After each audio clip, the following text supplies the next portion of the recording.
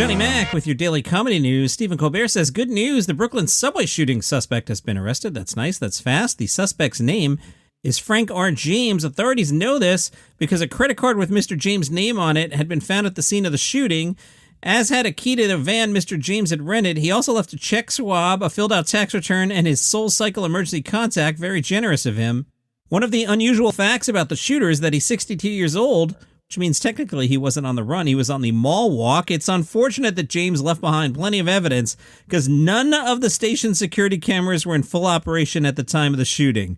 Well, that's what the MTA gets for hiring the same guy who did the cameras in Jeffrey Epstein's cell. That's great. Trevor Noah tagged in and said, really? Out of 10,000 cameras in the subway system, the only 3 that weren't working are the ones that could have helped? Really? That's a crazy stroke of bad luck if it were true. Colbert, it does explain the new subway safety posters. If you see something, that's cool. We didn't. Trevor, let's not get hung up on the details. The important thing is those cameras cost New York taxpayers $800,000 each. Don't forget that. That's all that matters. So it was interesting to me and surprising to me. There's been like a lot less discussion of Gilbert than I thought there would be, especially compared to both the passing of Norm Macdonald and Bob Saget. So I was thinking about this. I guess Saget being on the sitcom really elevated him to another level of national prominence. Me looking at this through a comedy lens, I think Gilbert is the bigger comedian. And I think part of that is because I heard so much of Gilbert on Howard Stern. Now, on tomorrow's episode of the podcast, I'm just going to do Gilbert Gottfried stories. Sunday will be a normal episode. But there's so many great stories, so many good articles about Gilbert. I'm going to do that all episode tomorrow.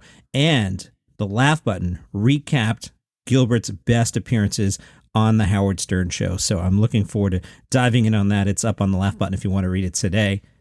I also enjoyed this note I got from listener Tommy. Yesterday, I put in a review from 1991 of a Gilbert Gottfried show that the reviewer did not like. Tommy said, I think I may have been at that show in 91. If it's the same one, I was laughing so hard at that opening bit, I literally couldn't catch my breath and I thought I might pass out. He then checked with his friend, who also goes by Johnny Mac, so obviously a cool dude. The other Johnny Mac said, yep, they were at that show. That is amazing. I mean, think about it. You listen to some like dopey comedy podcast, some idiot in his basement. It's not the biggest podcast in the world. And I mentioned a show from 31 years ago and you happen to be at it. That's pretty cool. Tommy, thank you for listening and thank you for sending me the email. Amy Schumer says, the Secret Service reached out to me. Amy said she got death threats over a skit she performed at the Oscars. This the one where she made fun of Kirsten Dunst, dismissing her as just a seat filler as she talked to her husband Jesse Plemons. Although it was planned in advance, some thought she was being so rude she deserved to be threatened. Jeez. Amy went on with Howard Stern and said, I did a bit with Kirsten Dunst and Jesse Plemons that was completely orchestrated beforehand. The joke was that I was pretending that I thought she was a seat filler, and we all worked that out together. I got death threats. The Secret Service reached out to me. Howard interrupted. Wait, I'm not understanding. Why did you get death threats? Amy, they were like, who do you think you are to disrespect Kirsten Dunst like that? Amy added, both the Secret Service and the LAPD told her the threats were serious. She added, I actually did reach out to people I was going to joke about before to make sure it was okay with them, because I've been burned too many times. I didn't want the camera to cut to somebody looking sad or, walking up to the stage and slapping you in the face. Speaking of which, Amy said, the reason Chris Rock could stand there and get hit in the face and then stay up there with composure and give his friend Questlove an Oscar is because he's a comedian. Everything that you're afraid of happens to you while you're on stage, and then you're just desensitized, so you're not shocked by anything. Howard wondered why Will Smith was allowed to collect his Oscar after having, quote, just assaulted Chris Rock. Amy said, I just thought, and maybe this is bad, I was in an abusive relationship years ago. Will Smith must be in so much pain. I felt bad for him, too. That's probably not the right instinct, but, she added, as all the buzz around the show has been about Will Smith and not the winners or the fact that 3 women hosted for the first time, it was just upsetting as a person. She also talked about her own hair-pulling disorder, trichotillomania, I hope I pronounced that right. She said, and an added layer and another reason I was triggered was because it was all about Jada's hair loss. Growing up, not anymore. If somebody talked about my hair, it was the biggest fear of my life.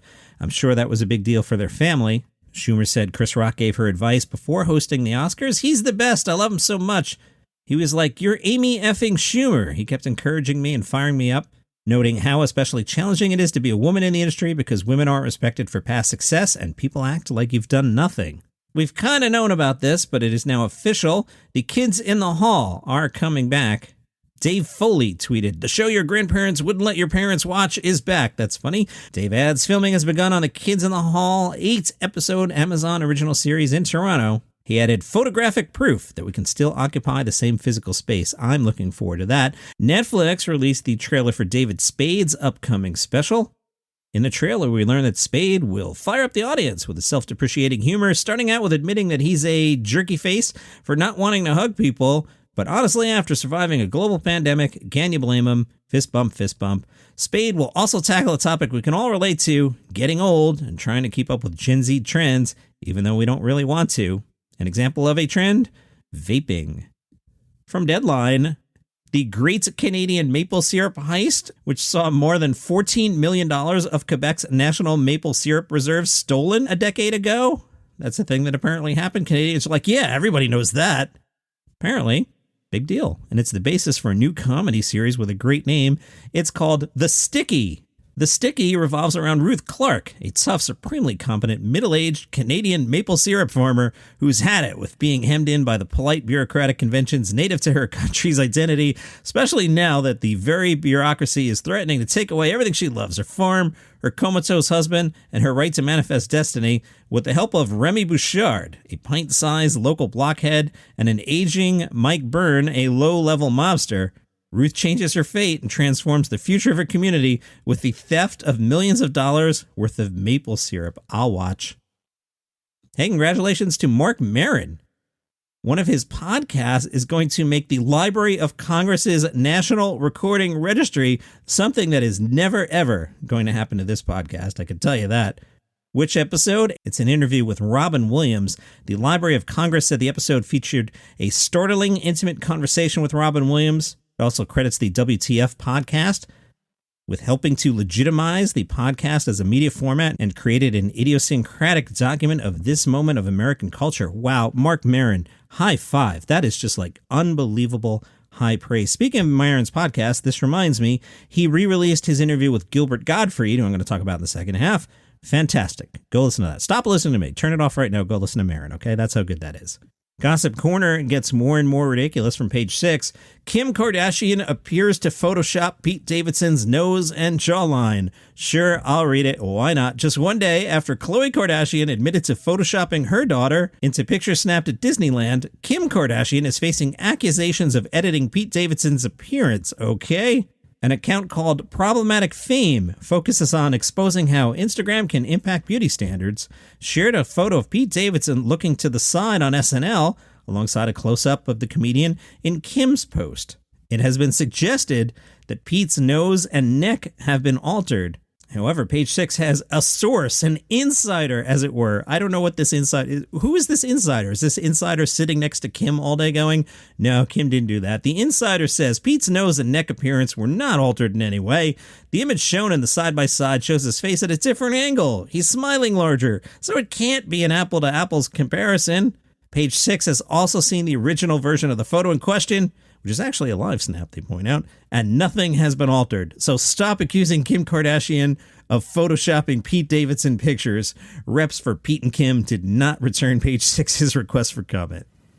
So when I was out west recently, I recorded a whole bunch of episodes of my travel podcast, which is called Travel is Back. Episode 34 has now been released.